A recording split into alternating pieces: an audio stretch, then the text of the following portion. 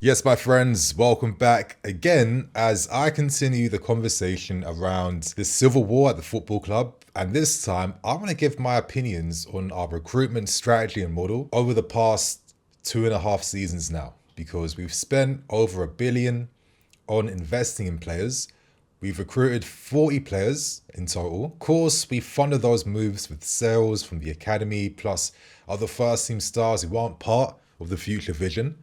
But for all this recruitment, investment, and money, why is that not correlating to more immediate success now in the field? So I'm going to share my thoughts and opinions. Hope you guys enjoy, and let's get straight into things. I want to share some of my thoughts and opinions on the recruitment side, because that's one of the biggest issues currently between Boehly and Eghbali. And I think there's a big conversation here. I guess it's a shame that they couldn't find that balance and make things work together, but is it a surprise? I mean, since this new ownership has taken over, one thing that they have communicated is that there is not one key champion that is the actual leader of what's happening right now. I think we're kind of overstaffed in many areas. The fact that we have two sporting directors, two, not even one, two sporting directors. We actually had a third one who was a technical director who had to leave in the end because it just wasn't possible for him to have any influence on anything because the other two, of course, had now taken over. Well, we've been at the mercy of some of their transfer decisions and the recruitment side and aspects because after all the players we've bought 40 players over 24 months, right?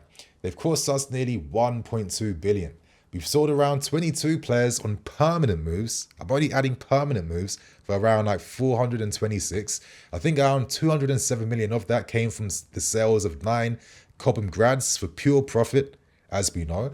But with all this meddling, with all this recruitment, it hasn't correlated into success. Yes, it's long term, but how long term is it set to be? I could be cynical and be like, after investing over 1 billion on players, when you bought a football club that came third the season before, should we not have seen more instant signs of success immediately? And personally, I think yes.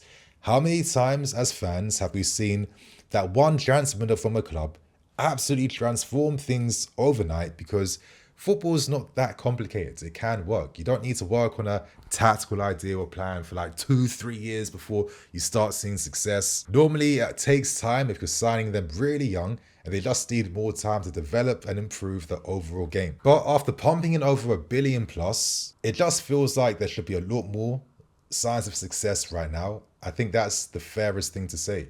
And I guess there could be criticisms currently around this whole recruitment approach, right? Now, I heard this from a friend who has very close ties to football agents in this country, right? And he was of the belief that right now, we aren't necessarily in the business to sign the very best players we can get. We're currently in the business to sign the very best deals we can get right now. And the example was the fact that when we missed out on signing Odyssey, and listen, I'm always going to keep saying this. I don't care what anyone says. I know I tweet this and I repeat this quite a lot. But the fact that we had Odyssey at the palm of our hands, he was having negotiations and talks with Eghbali, Winston Lee, and Paul Stewart. The reason why it flopped wasn't just because of the wages, which was what the club kind of pushed out to the media to report to us, but it came to the fact that Odyssey just did not feel like there was any clear plans or ideas for him. He said he was very underwhelmed in the meeting. No one really knew what to say to him. And after that meeting was over, there was no contact for 1 week. 1 week. In that meantime, Odyssey himself sees in the press and media that we've now signed Esteval Willian. Now he's thinking to himself, hold on a sec, you're just literally signed a right winger. I thought that was your plans for me. What's going on? And of course, due to the delays, Bayern Munich caught wind of things and they just went in as humanly fast as possible to snap things up during that time of no communication. I'm mentioning this point because once we fell for that move, we learned recently that one of the big second alternatives to Odyssey was Jadon Sancho. Now, when we made inquiries a few months back before we signed them, United wanted 40 to 45 million for him. In the end, we came back on deadline day and engineered a move for around 20 to 25 million as the obligation to buy once this season ends. On paper, that's good business. You're signing a Jadon Sancho that was once like one of the best young players in the world. You're signing him for dramatically reduced wages from the 300,000 a week he was earning at Manchester United. And you think to yourself, if you get something out from Sancho, there is still something alive in the player, right? For me, this is where the conversation's at, because at what point should you go for guaranteed quality? Osimhen, Odyssey, and a few others now are deals that have fallen through due to the financial aspects and due to this overemphasis on recruiting at the right fees and the right price. At the time when we all accepted why Odyssey wasn't signed because we had players in his position, his wages were too high, we went on to sign 3 more additional players for the attack in Sancho, Felix, and Neto. Now the strong argument is, are any one of these players better than Odyssey? And there's a strong argument that they aren't. Yet we've bought 3 additional players in hopes that this Hunger Games approach is going to find an ultimate winner. And I guess once that winner comes through, then I guess the other casualties could get traded back from the market because their wages aren't too high and they've been signed at a young age where they can still attract a lot of attention from other clubs. From a business, financial point of view, yeah, that's smart and that's great. But from a football point of view, a point of view where we are building towards success, but we want to win things, where we want to be the next legacy dominant club, up there with Man City. Is this recruitment approach necessarily going to get us to those heights again? That is the billion-dollar question on all our minds, which we still have to wait many years to see whether this will come to fruition, whether this genius long-term playing idea is actually going to work. Guys, and like my Odyssey example, I think Osimhen is the most recent example, and I think we're learning now with the contradicting information that's come out from Nigeria surrounding the real reasons behind why this deal fell through, that it's another example of the failure to really improve the team.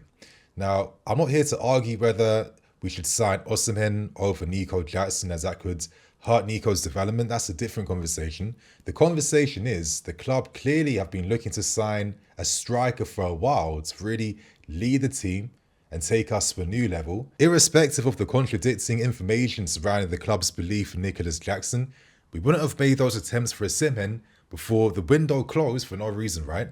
But the fact that we weren't able to secure him for things like finances at the time, coming in with these poor deals, trying to engineer a move very late in hopes that we could sign Victor for the price that we want, well, it backfired against us. For all the work that's been put into attracting Osimhen to begin with for nearly 18 months now, those pursuits ended in failure. Instead, more additions were made in attack. And currently, we just seem incredibly bloated right now. There's a lack of focus in terms of what we're seeing in attack. And for me, I get this feeling sometimes like we're recreating the issues that we had before, where we had lots of attackers like Ziyech and Pulisic and all these guys that couldn't get enough game time in the team together. And now we're kind of recreating those same conditions again, but maybe with more new, fresher, exciting names. I'll keep reiterating this point, but instead of signing 12 players, 8 for the first team, what if we just targeted 3 or 4 only? Instead of the ownership and directors essentially creating the squad solely in their image, where they feel like your Jalabers and Gallaghers for some reason aren't technically good enough to be where the club need them to be right now, but the signings and recruitments they're making are, even though these signings aren't really showcasing this improved quality on the field. What would have happened in an ideal world where we respect what we had, cut down on the signings, and purely focus on recruitments that were going to take us to the next level? I'm looking at a goalkeeper, I'm looking at Odyssey, I'm looking at Osimhen, maybe a Neto as well, why not? But with those 4 signings alone, were they not have equated to maybe more guarantees of success for this season compared to the signings that we made this window? I think for me, this is what I think about now. Yeah, the payroll's coming down, but essentially there's still a lot of guys on that payroll. And Neto and Odyssey surely would have cost less than signing Sancho, then Felix, and then Neto all together, right? And you think to yourself, if there was more focus around the recruitment, because we signed 12 players this summer, 8 for the first team, 4 have been loaned out back to their parent clubs and out to Strasbourg. But imagine if we only signed 4 players of good quality for around the same prices and fees.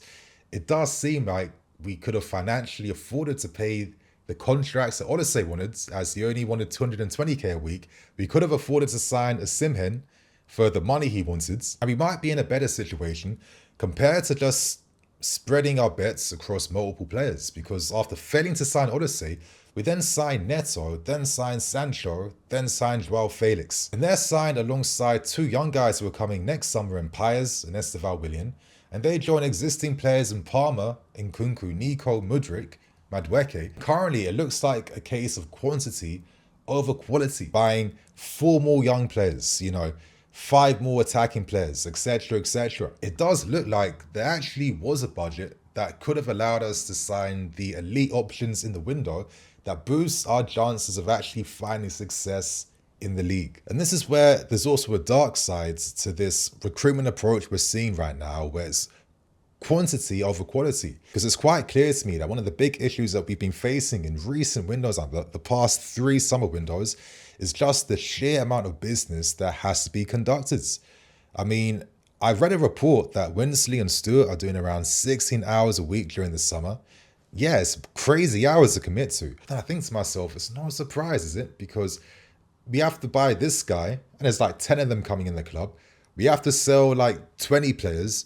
We have to find loan moves for this guy. I mean, it's such a ridiculous amount of business and effort you have to put into every summer that it just doesn't make any sense. And there's consequences from that because we haven't sold or got rid of a lot of players we were hoping to sell. Currently, there were casualties in this window. I can tell you that Trevor Chalobah had a loan move ready to go to Atalanta, but in the end, the club had to say no to that because there was only one international loan spot left, and they felt that it was better for Strasbourg to have Petrovic. So it meant that a great career opportunity for Chalobah was then closed, hence why he had to go to Crystal Palace. Many other youth players as well in the PL2. Matos had a move ready to go to Getafe. In the end, we denied that because certain figures we didn't like. And it just shows the contradiction surrounding this recruitment model and the notion that, we're buying a lot of players because we're preparing for an inevitable future where we might be hit with the transfer ban, so at least we have these players we can turn to. Well, no, because a lot of these guys that we've already signed, like just 1 year ago with some of these guys, already to plus requirements, not needed, and they've been sold on for small profit, but that profit builds up over time. And for me, this is where I see where the emphasis is really placed on. And it does feel like this comes at the expense of a focus that you see that correlates to success on the field for us. Because if you're constantly dealing with these Angelos and these Fofanas and all these other deals where realistically, most of them have like a 10% chance of actually being first team players for us, and the 90% of the reason is you just hoping to maybe flip these guys on for more profit to help, all that tells me is that you're looking to just kind of profit and make money from the club instead of focusing on on-field success. I've been saying forever, we've tried to do everything all at once, multi-network, revamp the academy, revamp the squad, revamp absolutely anything and everything to the detriment of time. There just isn't enough time to make everything work all together. And the world isn't this perfectly realized place where whatever scheme and plan you have is guaranteed to work just because you will it to fruition. There's factors that work outside your control that constantly disrupt, how effective your long-term strategy can be. So it makes it riskier when you basically scorch the earth to accelerate whatever plan and strategy you're trying to build for yourselves, because there's consequences if these hiccups blow up in your face. And this is what we've been seeing over the past 3 years. This is why after spending over $1 billion on improving the team, we're nowhere near close where we originally left off. And the consequences continue. Like making all this small prof on all these small sales, it's not like it's accumulating for us to then be able to invest in signing an actual massive player or world-class talent or guaranteed quality buy, right? It's not, because now the wages are prohibitive, where if we want anything over 200,000 a week, that seems to be an issue now. So what is the utility of this method really? Because it's not directly correlating towards really dramatically upgrading the first team. If anything, I'm being cynical, but it seems to be a great source of profit making for an investment group that ideally does want to turn a profit on the club and make money from us when they are able to take out dividends under the next 10 years. As I keep saying, there's many casualties and consequences having to do too much work in every single window. As I've always said, it just made sense for us to do things in a more modular way. Focus on the first team. Once you find foundations of success there, then build the network model, then build other things, then improve things slowly. Like deeper, if we signed all the players we hope to sign, like your Moscatos and, your Nooses and your Frankers and all these other guys that, we came close to, but they said no to us, we'd have even more players on our books right now. And would any of them realistically have aided to our success or improved anything for us?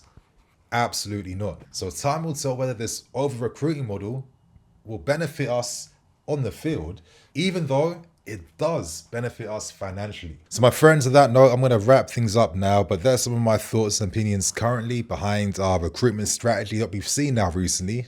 As I said, when this first started, I just saw the stars and the lights. I got gas. You know what? We've not seen this ambition really ever. And how could he not really just fall for that? And it's something I've happily held my hands up to about being wrong. And after that first season, some brutal realities and truths were learnt that I've not been able to let go of. So that's what I have to say on the matter, my friends. Share your thoughts and opinions. Have a good day and see you all tomorrow.